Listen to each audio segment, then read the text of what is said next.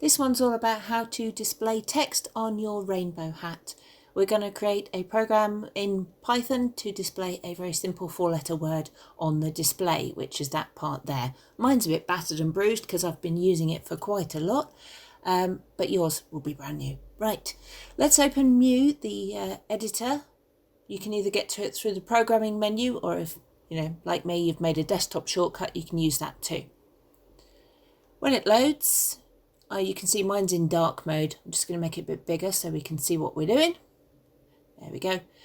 If you go to theme, you can change yours between light and dark mode. So there's light mode there, and I'm going to change it back to dark mode because it's too bright for me otherwise. Okay. Also check that you're in the right mode, because you can use Mu for doing all sorts of things, including editing on the code for the microbit or for the CircuitPython boards from Adafruit.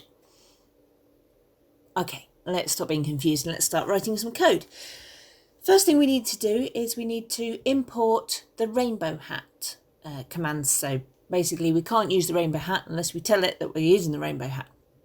Then to talk to the display, you say rainbow hat display, which makes sense. You're talking to the display on the rainbow hat. We're going to print a string, which is print str. Oops. And I'm going to write a word. What word could we use? Test. Test is a good word. Better 4-letter words are available. And that puts the word test into the buffer. The next thing I need to do is I need to tell the rainbow hat display to show what's in the buffer, and that's what that line does. So to run it, you just press the run button, and I'm going to switch over so you can have a look at something in a minute. Oh, first we need to save it. So click on save and give it a sensible name. So this one is the displaying text, so we'll call it display text, and save it. There we go. So just checking, we're going to import the rainbow hat, display the word test and show it. Let's have a look. Let's run that. Test. There you go. You'll see it's in little letters. I'll just cover it up a bit so that you can see it. There you go. It's a case of getting the lighting right, isn't it? And I'm going to stop that one. There we go. And we'll change the word test in little letters to test in capital letters. Uppercase and lowercase if you want to be technical about it. It auto saves once you've saved it once. You'll see it sort of pops up on the bottom and there and tells you. And we're going to run it again. Let's go back and look at it. Run it, and there you go. Test in capital letters. Yay! So that's a 4-letter word. You can choose your own one. Please be appropriate. I'm going to go back now and we're going to try something else. Let's stop that one. And let's change that word test to something that isn't 4 letters. Pimoroni. So that's 8 letters. Let's see what happens. You can make a guess if you want before I do it, but let's go back to running it. And we run that and we get Roni. Now, Roni isn't all of the word that I put in there. It's the last 4 letters of it. That's because the buffer can only contain 4 letters. So you put in the P, you put in the N, I, you put in the M, you put in the O, and as soon as you put in the R, the P falls off. You put in the O, the I falls off, you put in the N, the M falls off, and so on. So that doesn't work. So you can only do 4 letters at a time. So I'm going to do typing. Typing is my strong point, honestly. Pimo and then Roni. Like I said, typing is really my strong point. Pimo, Roni. There we go. So in theory, that should put Pimo into the buffer, put Roni into the buffer. Uh-oh, problem.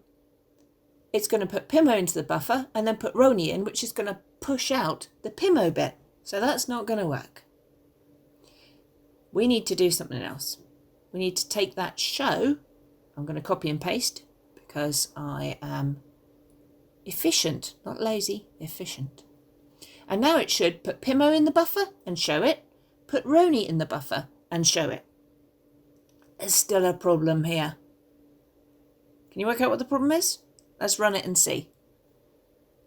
Let's go over to the picture, and now I run it and it goes Roni.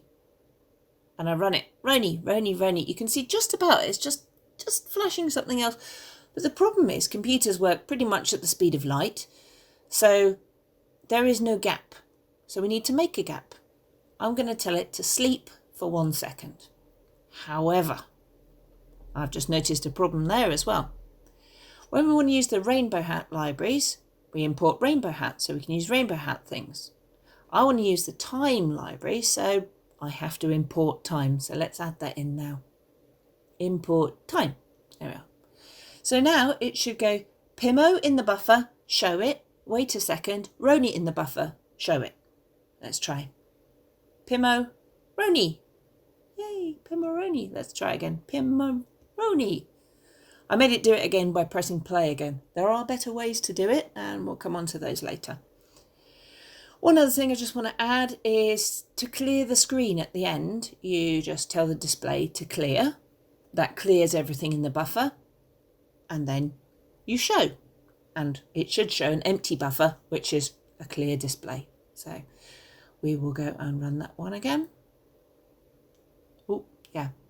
We need a little rest. Tiny little rest in between, otherwise it'll go Pimo, Roni off. And that'll be no good. We want it to go Pimo, Roni off. Here we go. Pimo, Roni off. Anyway, you can see the 1 second gap between each stage there. And I'm going to stop that one. So we've made a program that shows one word after another and then clears the display.